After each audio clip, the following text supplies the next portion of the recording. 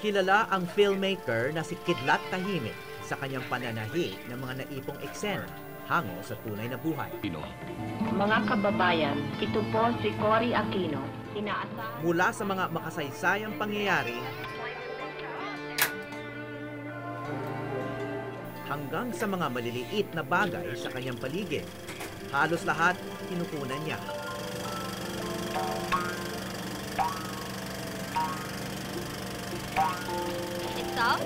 Galing, Kidlat. You're a real third world dentist. Ngunit ang pinakapaborito niyang kuna ay ang tatlo nilang anak ng asawang si Catherine, isang aliman. You're right, Kidlat. Si Kidlat, si Kawayan, at si Kabunyan. Makalipas ang 3 dekada, ito na sila ngayon. Ang panganay, ang gitna, at ang bunso. Lahat may karera na sa buhay. Ang dalawa sa kanila may pamilya na rin. Ngunit saan nga ba nagtatapos ang tungkulin ng isang ama?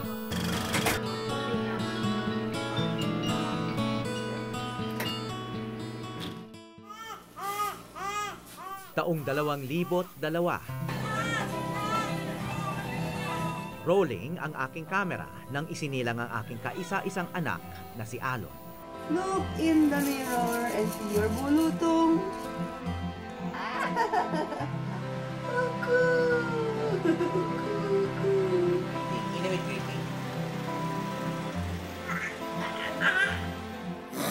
Sa mga unang taon niya, halos hindi ako huminto sa pagkuha ng video.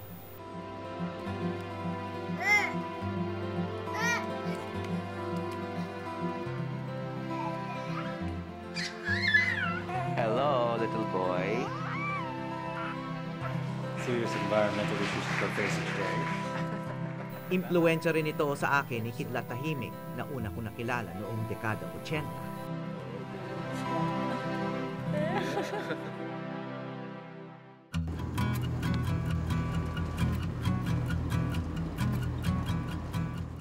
Naisip kong dalawin sa Baguio ang aking kaibigan na ngayoy 62 anyos na.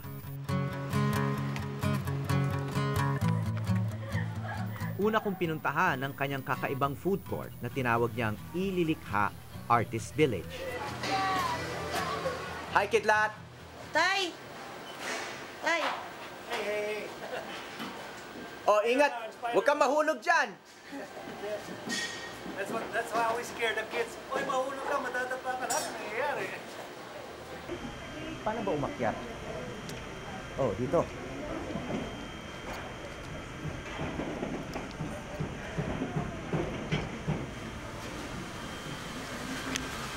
Hi, Howie. Wow! Talaga, always at work. After 35 years of Magellan, Oh nga, looks like, what? A boat? Another boat on land? Kilala si Kidlat bilang filmmaker, pero sa katunayan, marami pa siyang ibang proyekto na tila walang kinalaman sa pelikula. Ang food court na ito, 5 taon na niyang ginagawa paunti-unti. Ang mga kainan dito, mga artist din ang may-ari.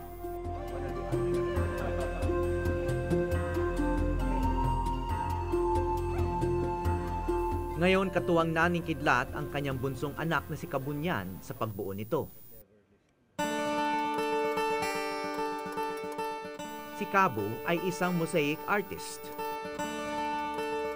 At makikita ang kanyang sining sa iba't ibang bahagi ng lugar, maging sa loob ng kubeta.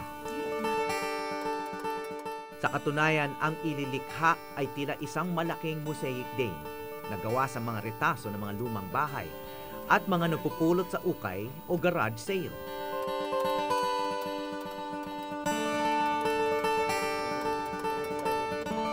So yeah, parang joint project namin ni tatay. And then, yeah, parang siya yung nagmagawa ng spaces, tapos ako yung nagko-close, ako yung nag-interior, ganyan, naglalaro ng mosaics, windows. Ito yung gate, yan, I started with Kidlat, yung oldest son ko si Kidlat, no? Tapos, dun sa dulo naman, sa Kawayan. Ayan. My second son, Kawayan. Ayan. Tapos yung third son ko, si Kabunyan, which means Sky World sa Ifugao. The word the gods live. Ito. Tapos yung last, so my wife, mahilig sa cats. We have a cat gate. Tatay ang tawag ng magkakapatid kay Kidlat. Si Kabunyan, 2 na ang anak at mga lalaki rin. Ibang klaseng dessert ito ah. Ang pagpapalaki niya sa kanila mukhang naimpluwensyahan na rin ng estilo ni Kidlat. Dati sinabi mo na bago sa lahat ako ay isang tatay. Ano yung gusto mong sabihin doon? If I know my priorities as a human being, I can't go wrong. And I did that. Itong film that I just finished now, 35 years kong ginagawa itong film about the slave of Magellan. Pero, why did it become 35 years? Did I plan it? Gusto ko bang mag-Guinness Book of Records? De. I remember that time, mga mid-80s, my kids were just growing up. They were becoming interesting human beings. And I said to myself, if I get caught up in this film, baka mamaya, one day, your kids approach you, ay, tatay, kakasal na ako. Ha? Ang bilis ng panahon. So I decided the conscious decision to shelve my Magellan slave project. Babalikan kita in 5, 7, 8 years. At in the meantime, gusto kong makabarkada sila Kidlat, si Kawayan at si Kabunyan.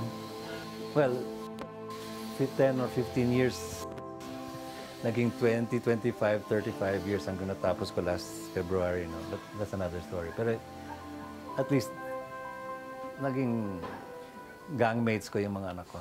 Now, when I tell you, peanut jelly, ready? Okay, the peanut. Mapalad nga ang mga anak ni Kidlat Tahimik. Like Mayon, the most symmetrical volcano in the world. Sa paggawa ng kanyang mga obra, bit-bit pa niya madalas noon ng pamilya. Perhaps we were memorial. Paano naman ang mga anak na naiiwan ng amang umaalis at hindi na binabalikan?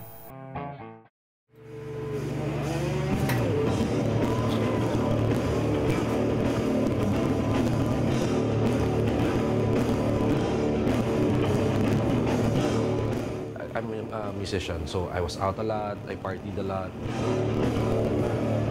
I was out drinking a lot.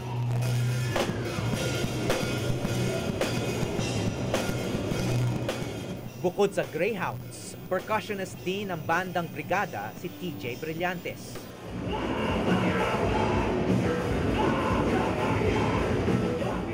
Madalas hating gabi ang mga gig nila. Pero kung umagahin man siya ng uwi, hindi na pwedeng bumawi si TJ ng tulog sa umaga. Nung nagkaroon ako ng anak, parang automatic siya, parang may switch sa akin na nag-on eh. Alam mo yan? Parang tatay mode bigla. Lucas, come here. Are you a big boy? Are you a baby boy? No, I'm a baby. Dalawa na ang anak ni TJ. Babae ang kanyang panganay, si Chloe. Lucas naman ang pangalan ng sumunod. Magtatatlong taon na siya sa Oktubre. Hindi.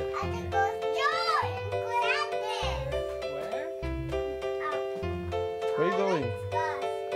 Do you know how to go up? Be careful, okay? Lucas! Lucas, you wanna marry Nappy? Why not? Because you're a big boy? Do you want to wear a nappy? He doesn't like nappy. Because you're big na? I want to play drums. I just like to play drums. Uh-oh, he fell again. I got him. You get him? Go, can you get him? Oh, you like that? Here. Let's play drums for ate.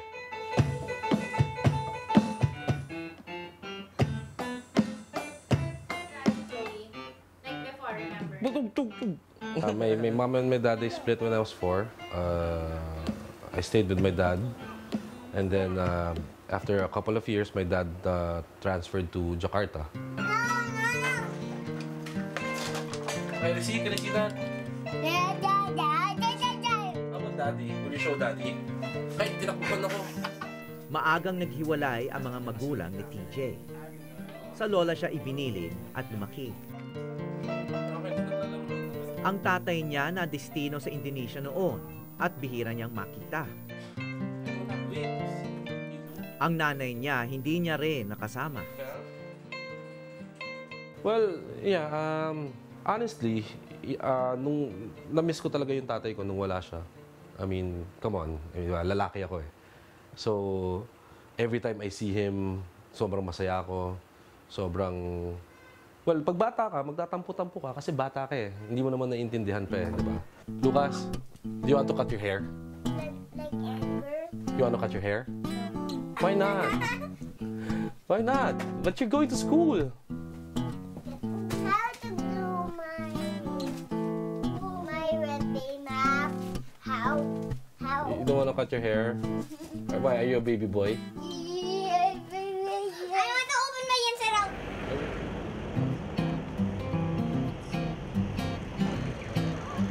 Been hanging out, sabi mo, acting, tastes strong. Yeah. After a while, oh my God, I'm gonna get home. Panda? Where's the panda? Ay, yeah, there. Pandas. Pandas. Cute. Yeah. Or they started another family, and then there's really a lot of stories like that. So, samantala sa isang barberya sa Baguio, isang tatay pa ang kinukumbinsi ang anak na magpagupit din. You want tatay first? Do you first? Tatay first. Tatay first. Okay, wait. Please sit. You sit with here. You sit with mommy. You watch tatay, and then you next. Okay.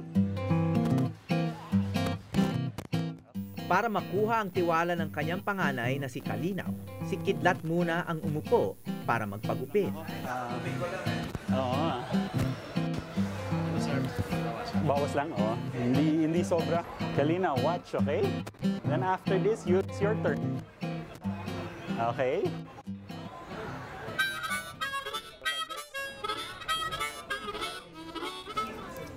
Ganto yung buhok? Yes. Ayan, so parang trim lang.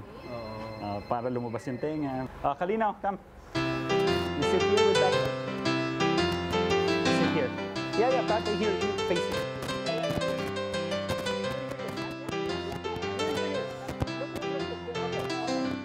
Ang mga ganitong eksena ay nagpapaalala sa akin ng mga una kong karanasan bilang ama. Take off your jacket. Look, we'll take off your jacket lang. We'll just take off your jacket. We'll take...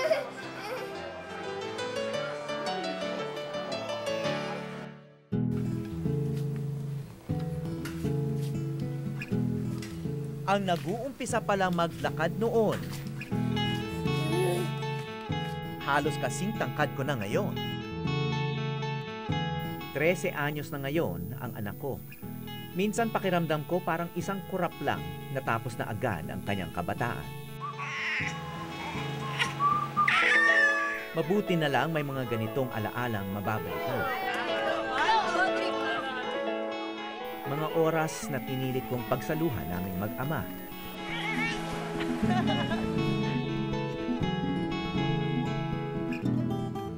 Oras nga ba ang sukatan ng pagiging mabuting ama? Karamihan sa mga magulang ngayon busy sa trabaho. Kabilang na ako. Kaya bukod sa pagsama sa kanya sa mga paborito kong gawin tulad ng pagbibisikleta,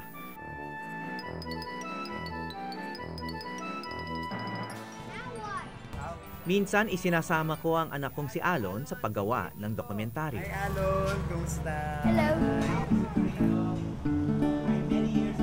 Ang mga kuhang ito bahagi ng episode ng Eyewitness noong taong 2008 na pinamagatang Papa Papa, Paano Ako Ginawa. 6 na taon dito si Alon. Malalakas yung lalaki.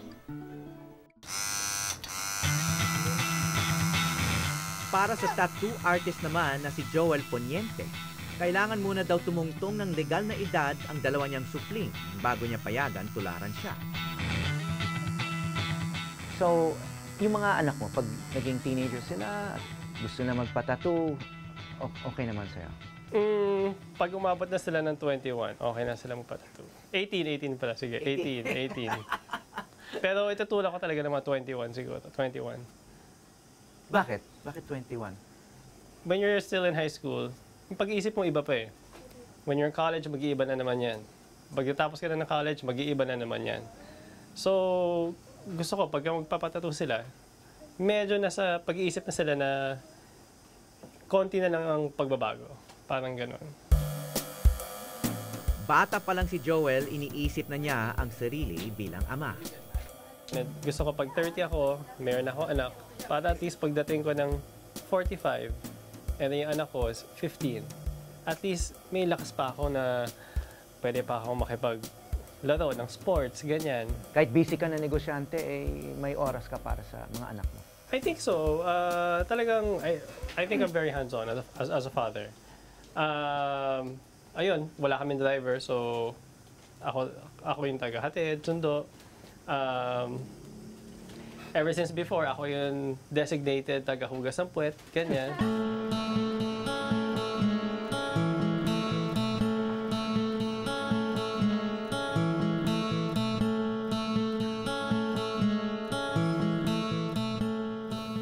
You wanna sleep? You have to go to school.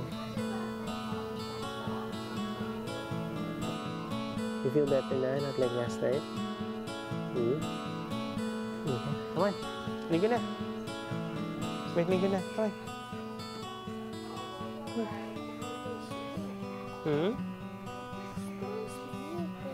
But we have to go to school. I don't want to sleep in school. Huh? Okay, come on, let's go. And then I want to sleep in school. Siguro, that's why ako sobrang hands-on sa mga anak ko ngayon. Sa pagkukulang ng father ko. Yung father ko, when I was younger, umuwi yan, mga late na umuwi yan. Hindi mo, 12 midnight, everyday umuwi yan, mga late. Anong naging effect sa'yo bilang isang lalaki, isang anak? Tingin ko kasi ako, I'm the type of person who takes situations like that in a positive way. So, since ganun nga naging experience ko, naging okay, pagtanda ako, pag naging ama na ako, hindi ako magiging ganun. Okay, go. 2 more. Come on, Henry. We gotta finish your homework before we go to school. Go. 2 more times. Okay, 1 more. Come on, sit properly. Very good. Okay, next one. Ang isang katangian ng mga nakilala naming makabagong ama, 1 more time. bihira o hindi talaga sila namamalo. Isang malaking kaibhan sa mga karaniwang magulang ng ibang panahon. Well, ang ginagawa ko na lang, there's a point na pag pumalo na ako, talagang may kasalanan na talaga siya. So, hindi siya normal na paluin. Hindi talaga.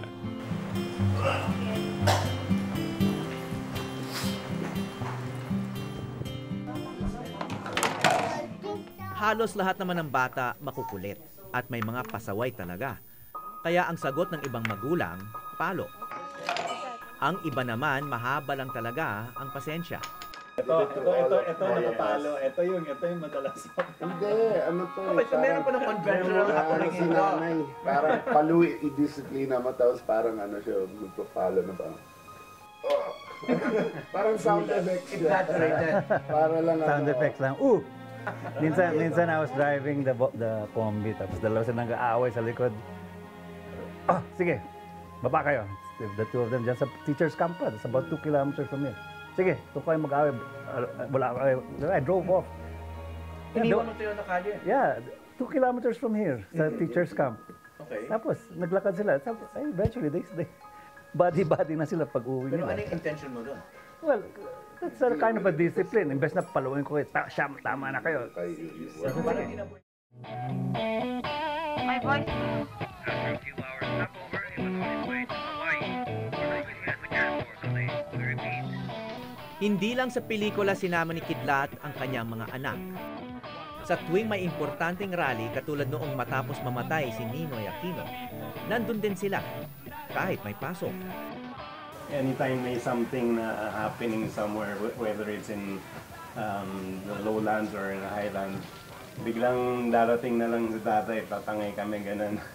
Na Papa-absent ka sa klase. Parang mas importante yung mga stuff kaysa sa school was just to medyo fill in the time na walang nangyay. I'm sure makanya-kanyang style yun, but what advice would you give from your own experience na pwedeng i-apply sa yung karaniwang tao, karaniwang tatay? That's the same as telling your son, sige, kung ano, saan kayo magaling, doon kayo.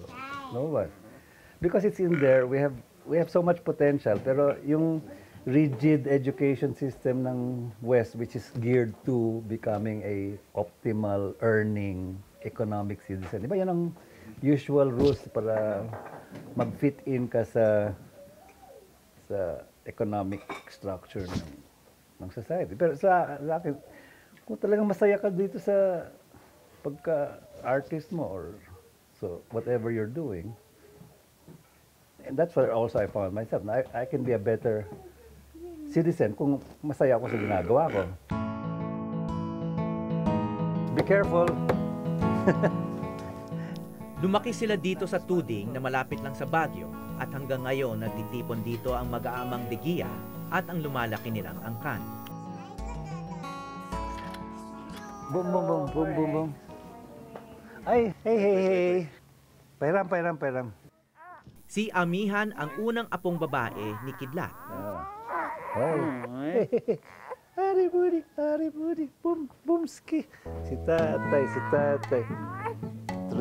Three sons in a row plus 3 grandsons in a row. Ngayon, si Prinsesa dumating. Hindi yata marunong sa babae,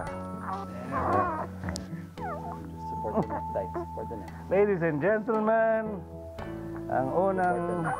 Yeah. I'm learning from my son now. How to handle a granddaughter. Para kay Kidlat tahimik, ang relasyon niya sa kanyang mga anak, kahit maliit pa sila, ay para raw ping-pong. Palitan ng ideya at opinyon. Sa kahit anong lipunan, magulang ang unang nagiging guro ng bawat tao.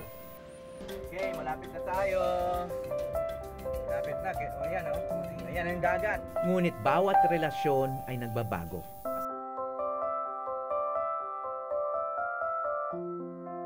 Nakita ko ito nung isinama ko ang anak kong si Alon sa La Union para sa kwento ng isang yumaong surfer. Dito nalamangan na ako sa galing ng dati kong inaaruga.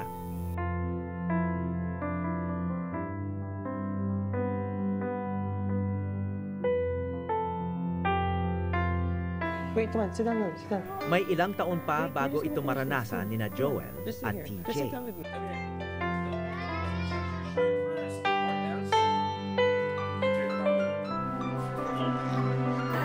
Sandali lang talaga ang kabataan. Swerte na lang ang mga naisa sa pelikula. Ang mga obra ng Kidlat tahimik ay sumasalamin lang sa mga nasaksihan ko sa kanila sa mga nakaraang taon. Kahit malaki na sila at may sarili ng buhay, ang relasyon nilang mag-aama at ang pagiging ama mismo ay hindi natutuldukan. Yan, bamboo camera. Cut. Mula sa Baguio, ako si Howie Severino at ito ang Eyewitness.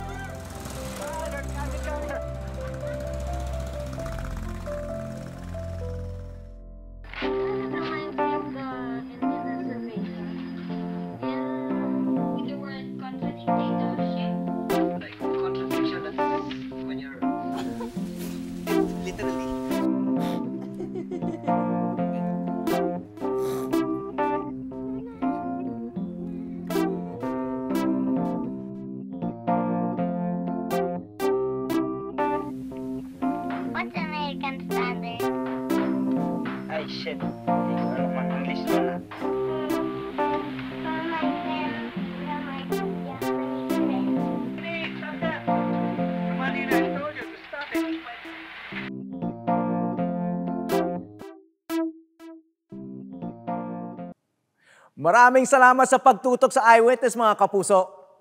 Ano masasabi nyo sa dokumentaryong ito? I-comment na yan at mag-subscribe sa GMA Public Affairs YouTube channel.